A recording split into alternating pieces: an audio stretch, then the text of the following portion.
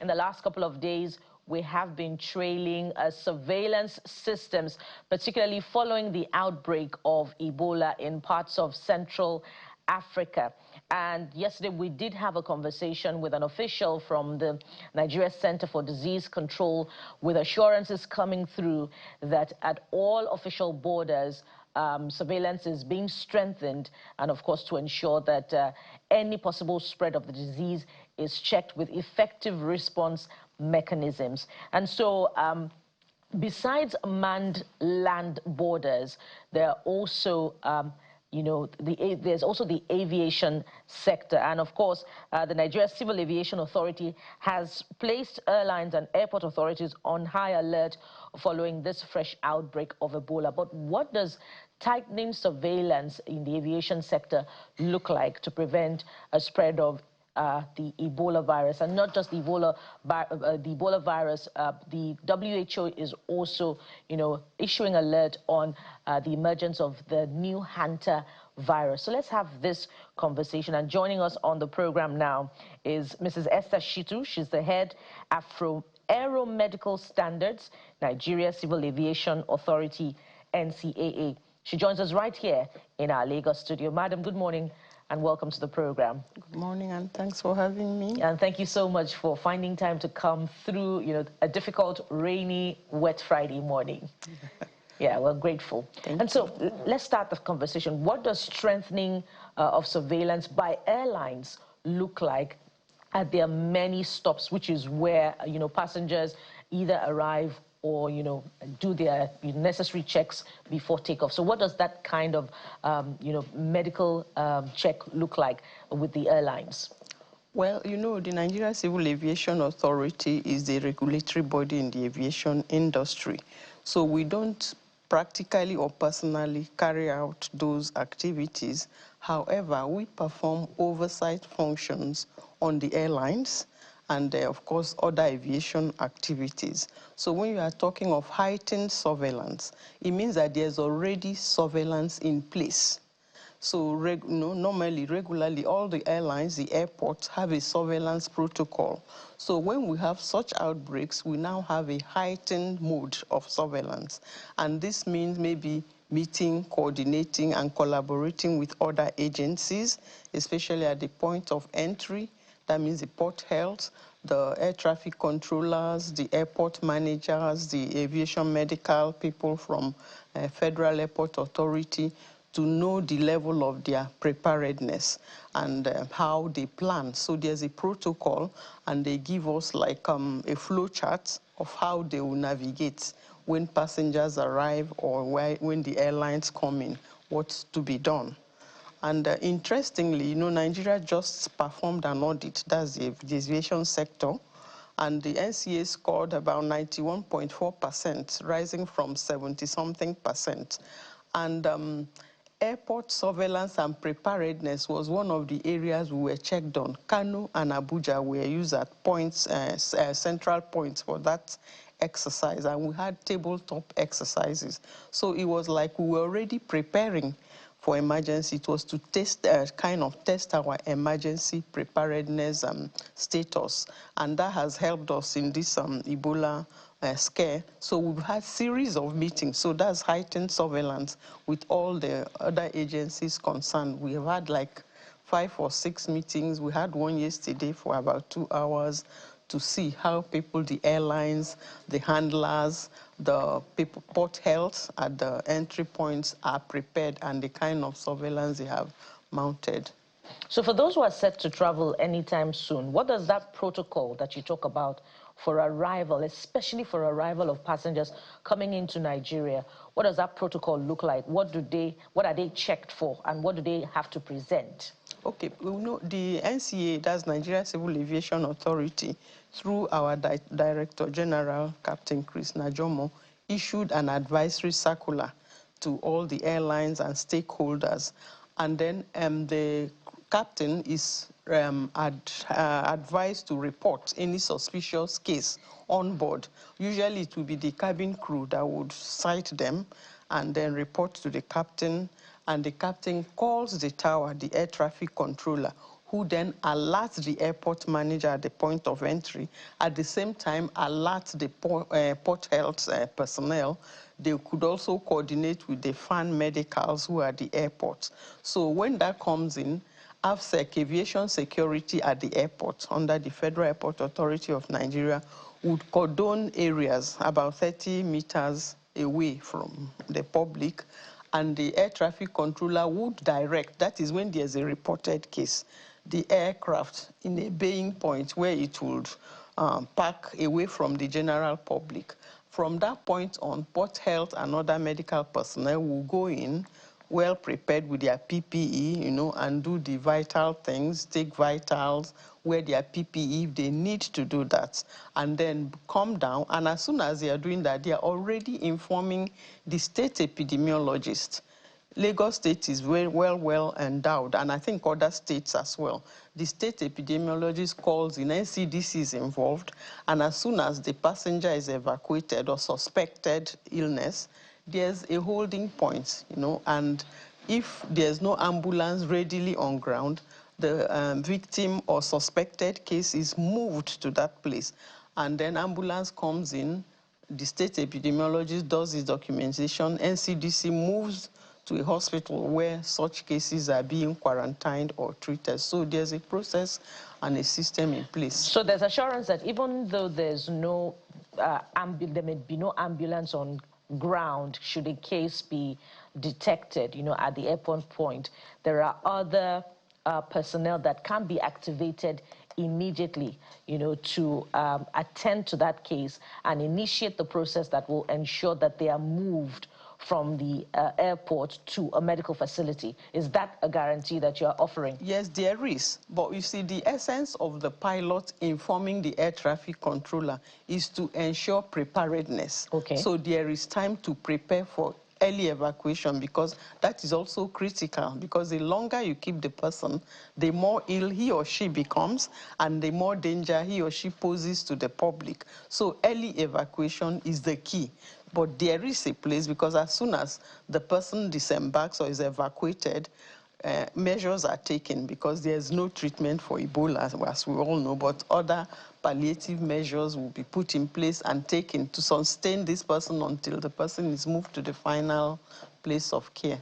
I know that we have actively maybe about 5 or 6 international airports. So if you go to Lagos, Abuja, Enugu, Kano, Port Harcourt, are you saying that what you've just described is available at all of these, at least the 5 I've mentioned so far? Yes, it is. That's the protocol. The NCAA's role is to perform an oversight. I have gone through the Lagos one. I've had meetings with them, and we have contacted our other agencies. Apart from the Aeromed going there, we have other departments or directorates in the NCAA. That's the Directorate of Air Transport Regulation, DATR. We also have the Directorate of Aerodrome and Airspace Standards. So we work in collaboration from the NCAA to see that these standards are maintained. I've had chats with the Kano counterpart, the DAS and DATR, and I know this is happening. Also, yesterday I called on the DATR personnel in Lagos to inform him of the meetings we have had. They have persons representing them at this meeting. So this is now cascaded to the other airports. But as you know, Lagos and Abuja are the core areas when we talk of point of entry and passenger volume. So are there conversations with other airports around the suspected areas? Because we don't want it to arrive. If we can keep it at bay, that would be better. They say prevention is better than cure. It's great and commendable to see the preparations for any form of these emergencies. But I think it would be better it doesn't even come. So my question has to do with, are there direct flights coming in from, say, Uganda, the DRC, or connecting flight from Uganda, DRC to Nigeria? And is the NCAA having conversations with those people to see how they can keep it at bay? Although they are sovereign, there's a limit to which you can control, but at least some level of conversation. Yes, they should be, because, well, Nigeria also is a sovereign nation, and we can decide who comes and who doesn't come. But that decision will transcend from the presidency down to the minister before it comes to the Civil Aviation Authority. However, at one of our meetings yesterday, we were talking about, we don't have a direct flight from Uganda, but we have a connecting Uganda to Rwanda, and we have Rwanda Air coming here. And in that region, we also have people who might go to Kenya. Kenya Airways comes here. And Ethiopia is a hub. Most of the airlines in that region would probably transit at Ethiopia and come in with Ethiopian Airlines. The reason why there has not been any strict plans to maybe curtail or the entrance of some of those airlines is because WHO is telling us to be cautious, not to create pandemonium in the general public. It is still a fake. It's a public health emergency of international concern. It's not yet a pandemic like the coronavirus case we had. So people are playing it low. If you also notice, even the NCDC has not placed a lot of educational materials and information materials around because people easily get frightened when they see that all over the place. They start, adopting several measures, traditional, religious, and a lot, and that might even expose them more. Yes, I think that conversation of maybe some airlines coming or not coming would be determined, well, diplomatically and at the very top, yes. So if we must wait for the presidency to make such decisions concerning flights that are coming through from affected parts of Africa, what is your conversation with the NCDC, I believe you referred to it earlier on, looking like for flights that will inevitably arrive from those areas? And I ask because, statutorily, even if you wanted to travel, from here to other parts of Africa and other parts of the world, you are required to present a yellow card. So are there any extra requirements that the NCDC is considering for passenger traffic from those affected parts of Africa? Presently, none, apart from the measures that have been put in place, because it's a non-specific illness that manifests like any other illness, like malaria and the lot. And like we know, the incubation period, you could have it, and it could last for about 3 weeks from the time you had your first contact. So one may not easily pick it, even with the thermal scanners at the point of entry.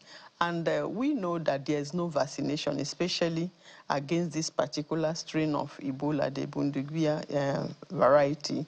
And yellow card or something of that measure is not in place. And it's an emergency that couldn't have come in.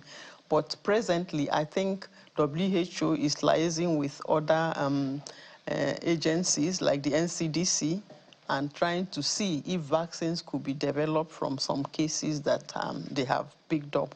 But that is a long-term measure. The present measure is just for us to report promptly, coordinate among all the agencies, the NCDC, the Port Health, the regulatory bodies, and then see that the crew and the passengers and the general public are being protected. So are you saying now there is no cause for alarm from where the NCAA